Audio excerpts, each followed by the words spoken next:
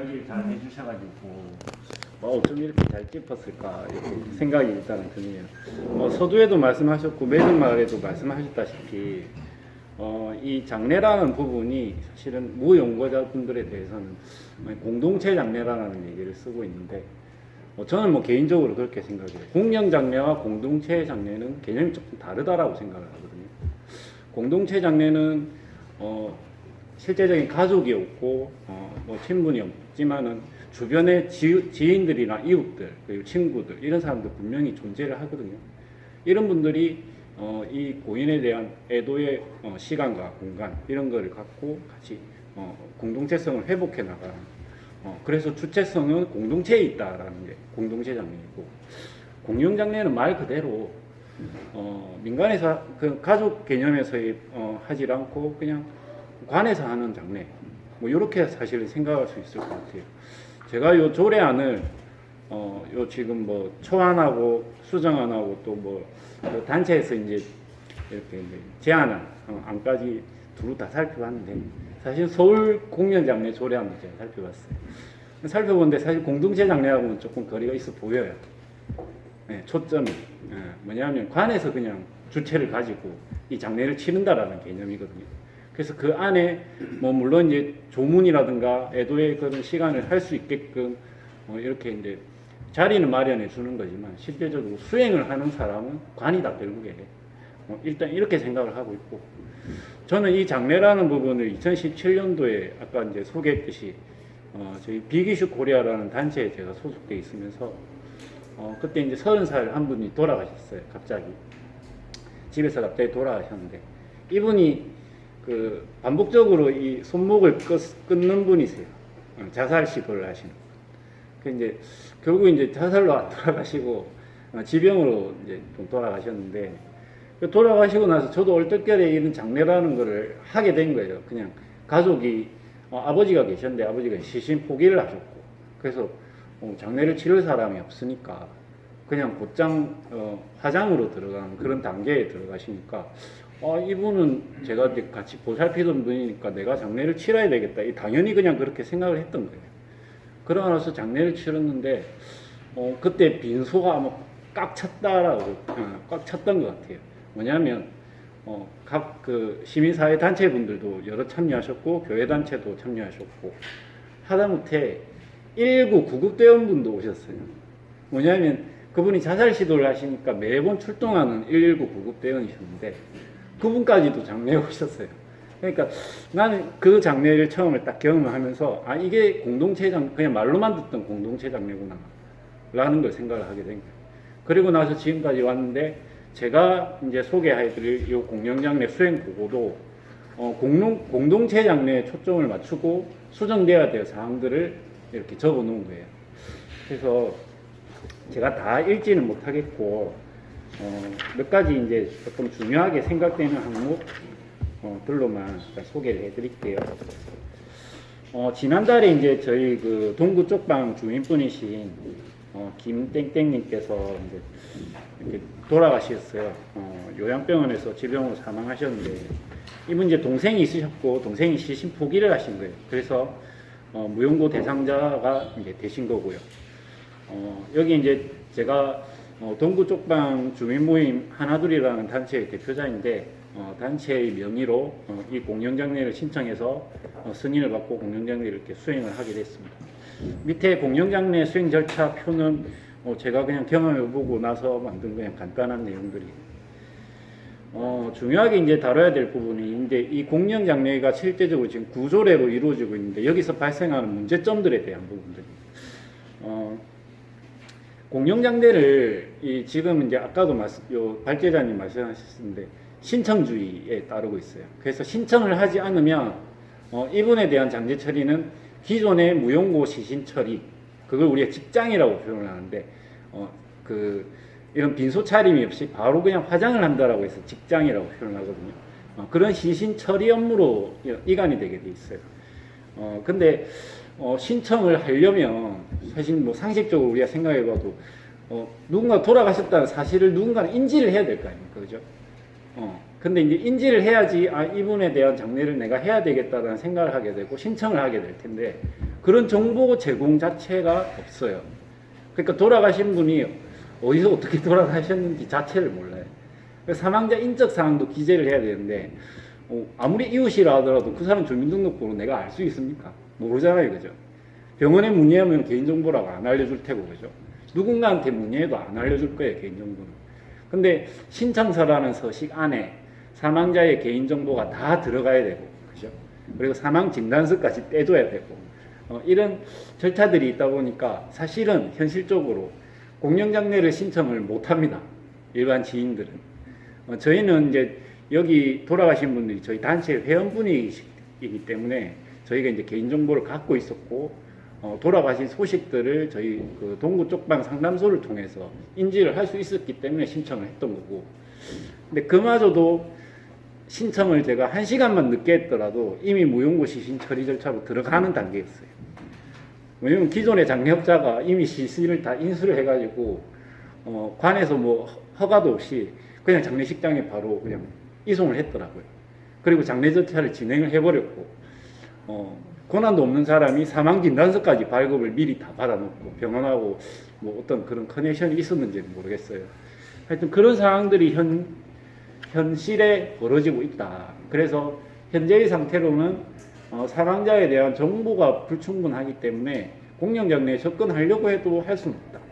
이게 지금 키포인트예요.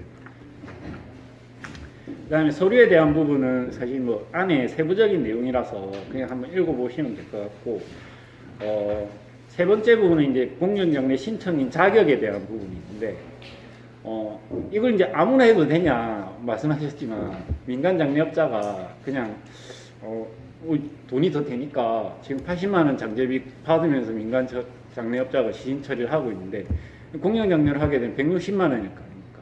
그러면 누구라도 신청을 하려고 하겠죠, 그죠? 여기 실제 사례 보면은 제가 적어놨지만 실제로 이 민간 장례업자가 내가 공영장례 신청할 거니까 당신은 빠져 라고 얘기를 하더라고요.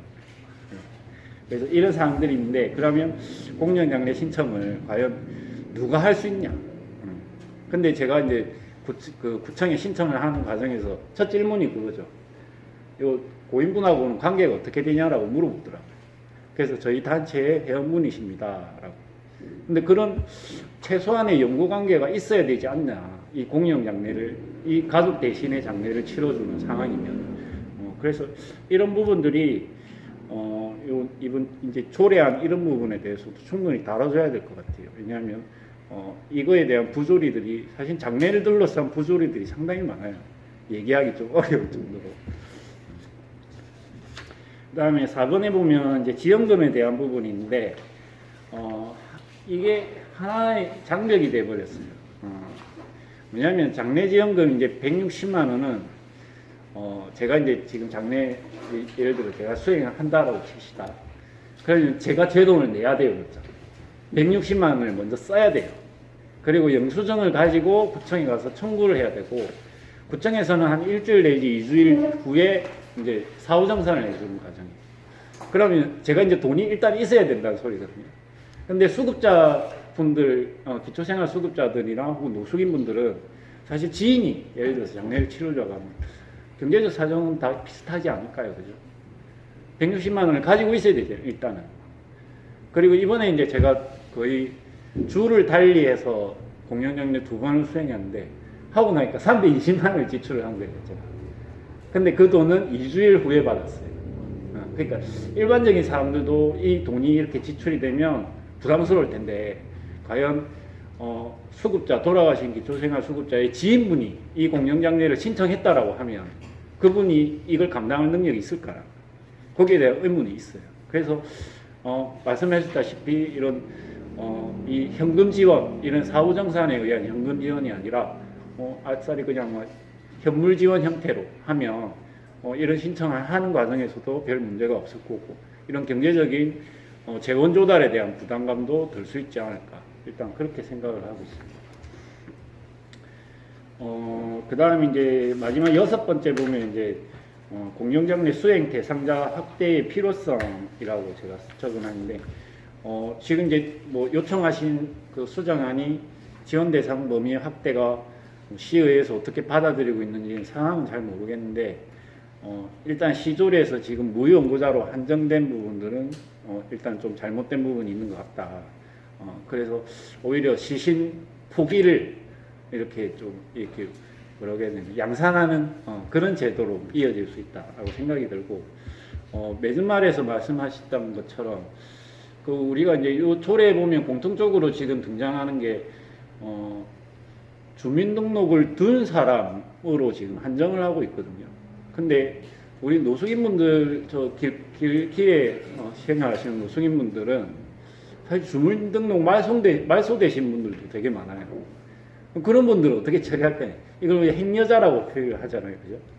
행여자에 대한 부분들은 어디서 감당할 것이냐?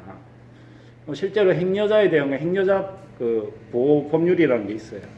거기에 보면 그 행여자에 대한 부분은 지자체에서 이걸 관리 감독하고 처리해야 되는 업무로 되어 있는데, 그러면 이런 장래에 대한 부분들도 행여자가 사망했을 때 그 장래에 대한 소관도 지자체가 당연히 해야 되지 않나.